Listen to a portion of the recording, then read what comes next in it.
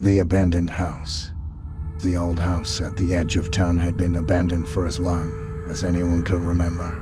Its windows were boarded up, and its walls were covered in ivy that had grown wild and overgrown.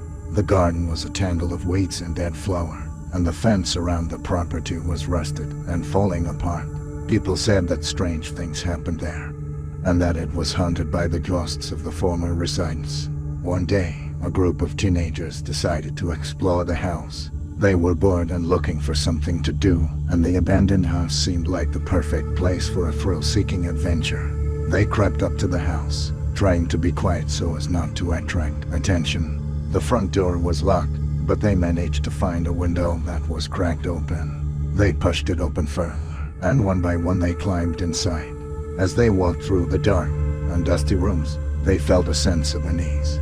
The air was thick with a musty smell, and cobwebs hung from the ceilings. The furniture was covered in dust and looked like it hadn't been touched in years. As they entered the living room, they noticed a strange painting on the wall. It was a portrait of a family that had once lived in the house. But as they looked closer, they saw that the faces were twisted into expressions of terror. Suddenly, they heard a creaking sound coming from the stairs. They froze, listening intently. Slowly, the sound grew louder and closer until they saw a figure appear at the top of the staircase. It was the ghost of the mother from the portrait. She was holding a bloody knife, and her eyes glowed with a demonic light. The teenagers tried to run, but the doors and windows had all been locked from the outside.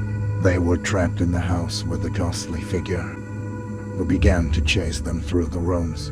As they stumbled through the darkness, they saw other ghosts of the former residents material around them. The next day, when the police arrived at the abandoned house, they found the doors and windows all locked from the outside, and there was no sign of the teenager. The house was silent and empty, except for the sound of the wind rustling through the overgrown garden. The police searched the surrounding area, but they found no trace of the missing teenagers.